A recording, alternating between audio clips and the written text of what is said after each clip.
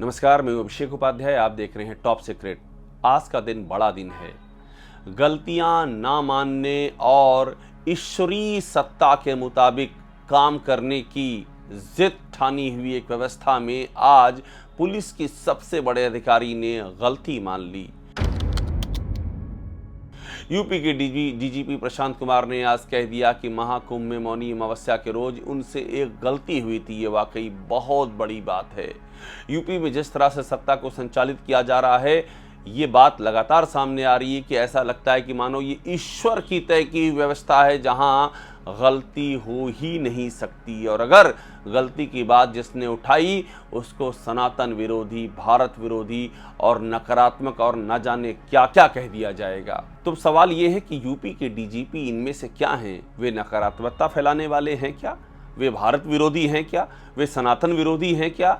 या फिर वे मुख्यमंत्री के दिशा निर्देशों से गलती से बाहर चले गए और इतने बड़े सत्य को स्वीकार गए? ये वही लोग हैं जो नकारात्मक पैदा करके भारत और सनातन धर्म के विरोध में अपने आप को सदैव उसके खिलाफ दुष्प्रचार करने में मशगूल रहते हैं। ये वही लोग हैं जो इस प्रकार का दुष्प्रचार कर रहे हैं।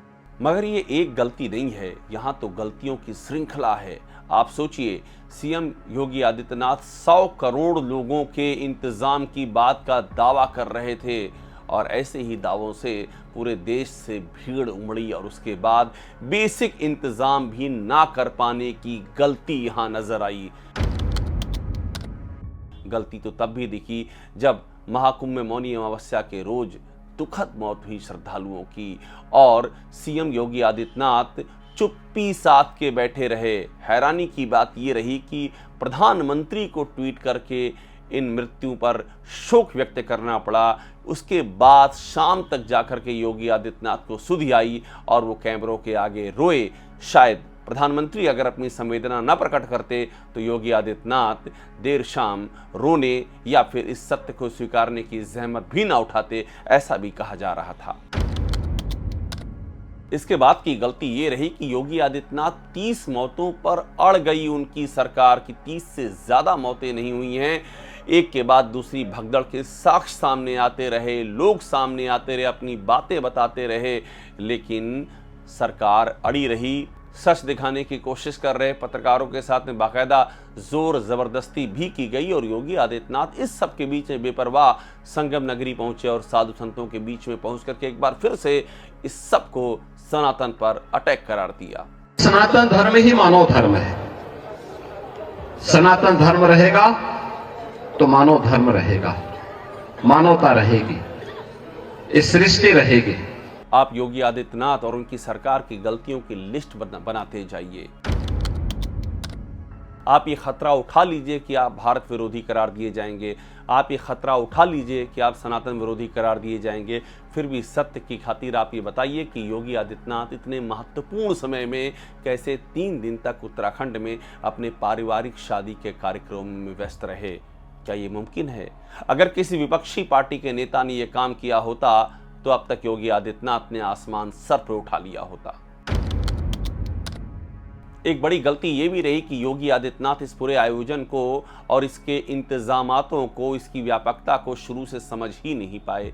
जब तैयारियां नहीं थी उसके बाद भी दूर दूर राज्यों तक इनविटेशन क्यों भेजा गया, क्यों लोगों को आमंत्रित किया गया, जबकि जमीन पर तैयारियां कहीं नहीं थी। योगी आदित्यनाथ कैसे प्रशासक थे जिन्हें इन बातों की भनक तक नहीं लगने पाई?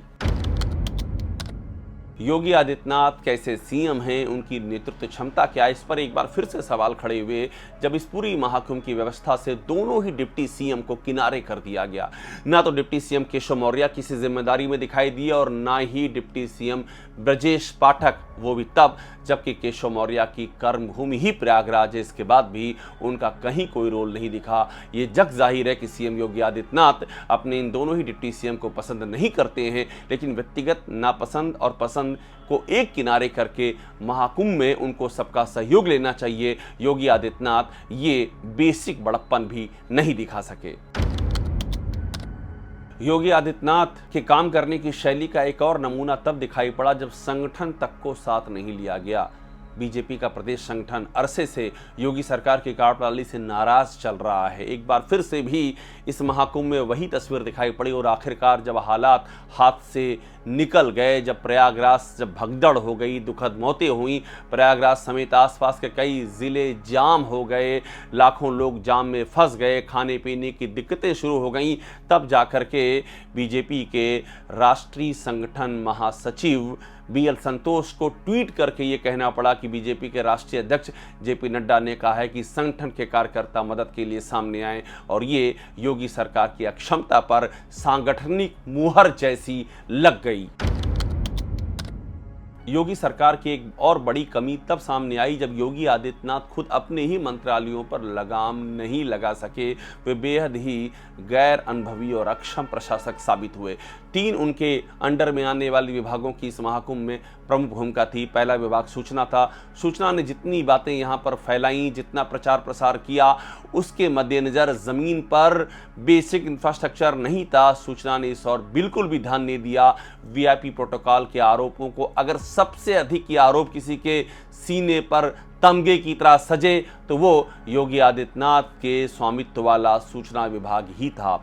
इसके बाद PWD की बारी आई। पांटून पुल, जो 30 पांटून पुल बनाए गए थे कि भगदड़ की सूरत में या भीड़ की सूरत में उनके जरिए यातायात को सुगम बनाया जा सके, वे पांटून पुल बंद रहे और उसकी एक बड़ी वजह सामने आई कि उनकी गुणवत्ता को लेकर के बहुत ही गंभीर सवाल उठे, उनकी टेंडरिंग को लेकर गंभीर सवाल उठे। अरुणाचल प्रदेश के फॉरेस्ट कॉरपोरेशन से बाकायदा टेंडर दे करके 12 दिन में वापस कैसे लिया गया, इस सब को लेकर के PWD पर सवाल खड़े हुए और ये भी योगी आदित्यनाथ के ही अंडर में आने वाला मंत्रालय है। इसके साथ ही पुलिस व्यवस्था, गृह मंत्रालय जो खुद योगी आदित्यनाथ के अंडर में आता है, वहां भी पुलिस के डिप्लॉयमेंट को लेकर के, पुलिस के काम करने के तरीकों को लेकर के भारी सवाल उठे। पुलिस की नाकामी की फहरिस्त सामने आई। ऐसे ऐसे अधिकारी तैनात किए गए जिनका रिकॉर्ड ही एक दूसरे से खांटी शत्रुता का रहा है। इतनी बेसिक समझ भी इस पुलिस के डिप्लॉयमेंट में दिखाई नहीं दी। योगी आदित्यनाथ की एक बहुत बड़ी कमी पॉलिसी मेकिंग की भी नजर आई। बतौर CM पॉलिसी मेकिंग और मॉनिटरिंग दोनों कामों पर उन्हें ध्यान देना चाहिए था। एग्जीक्यूशन अधिकारियों के जिम्मे होता है, लेकिन पॉलिसी मेकिंग तो CM करता है। CM को पॉलिसी मेकिंग में कहीं कोई हस्तक्षेप नजर नहीं आया। या तो उनके अनुभव की कमी रही, समझ की कमी रही, ज्ञान की कमी रही, या उन्होंने सब कुछ अफसरों पर छोड़ दिया था, जिससे कि पॉलिसी मेकिंग बुरी तरह से पैरालाइज्ड यहाँ पर नजर आई। और मॉनिटरिंग का आलम यह था कि मॉनिटरिंग करते हुए CM योगी आदित्यनाथ की तस्वीरें सूचना विभाग रिलीज करता रहा, लेकिन वो मॉनिटरिंग जमीन पर कहीं दिखाई नहीं दी। और आखिर में योगी आदित्यनाथ के साथ जो सबसे बड़ी समस्या है वो है ध्रुवीकरण की समस्या। वो जहां रहते हैं वही ध्रुवीकरण होता है। हिंदू मुस्लिम ध्रुवीकरण के केंद्र में योगी आदित्यनाथ रहते हैं। जब सरकार चलाते हैं तो सरकार के बीच में ध्रुवीकरण हो जाते हैं, सरकार के अंदर ही खेमे बन जाते हैं। मुख्यमंत्री और डिप्टी CM, दोनों डिप्टी CM के बीच में ध्रुवीकरण की बात सामने आती है। मंत्रिमंडल के भीतर ध्रुवीकरण की बात सामने आती है। संगठन और सरकार के बीच में ध्रुवीकरण की बात सामने आती है। विधायकों के बीच में ध्रुवीकरण की बात सामने आती है। जाति विशेष के अधिकारियों की नियुक्ति में ध्रुवीकरण की बात सामने आती है। तो योगी आदित्यनाथ जहां भी रहते हैं वहां पर कोई भी चीज़ स्मूथ नहीं हो सकती है, सब बुरी तरह से ध्रुवीकरण की शिकार होती है। और इन सभी चीज़ों का सार ये है कि ये महाकुंभ माना जा रहा है कि अब तक के इतिहास का सबसे अधिक अव्यवस्था और सबसे अधिक बदइंतजामी वाला महाकुंभ बनकर के रह गया। और अब जबकि यूपी के DGP ने एक जिम्मेदारी स्वीकार की है, अब ये मांग उठ रही है कि असली जो जिम्मेदार हैं इस पूरे प्रकरण के, जिनके हाथ में नेतृत्व है, आखिरकार उनकी जिम्मेदारी कब तय की जाएगी। टॉप सीक्रेट को देखते रहिए, लाइक कीजिए, सब्सक्राइब कीजिए। आपको यहाँ वो सारी खबरें मिलेंगी जो आपको और कहीं नहीं, सिर्फ यहीं मिलेंगी।